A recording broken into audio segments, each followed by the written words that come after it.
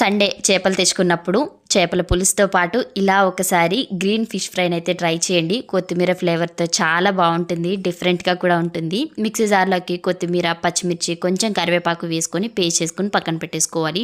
ఇప్పుడు ఆ కొత్తిమీర పేస్ట్, కొంచెం అల్లం వెల్లుల్లి పేస్ట్, సాల్ట్, పసుపు, కారం, గరం మసాలా, ధనియాల పొడి, 1 టేబుల్ స్పూన్ వరకు ఆయిల్, 1 టేబుల్ స్పూన్ వరకు కార్న్ ఫ్లోర్ కూడా వేసుకొని, నచ్చితే గ్రీన్ ఫుడ్ కలర్ కూడా వేసుకోవచ్చు. నేనైతే వేయలేదు. ఇప్పుడు ఈ మసాలా పేస్ట్ అంతా కూడా ఫిష్ పీసెస్కి బాగా పట్టించేయాలి.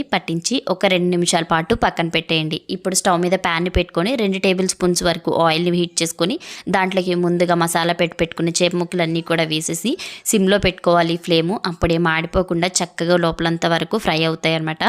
కొంచెం కరివేపాకు కూడా వేసుకుని 2 వైపులా మంచిగా ఫ్రై చేసుకుంటే చారు, రసం, పప్పుచారు దేంతోనైనా సరే చాలా బాగుంటుంది. రెగ్యులర్గా చేసేలా కాకుండా ఇలా ఒకసారి ట్రై చేయండి. డిఫరెంట్ టేస్ట్తో చాలా బాగుంటుంది.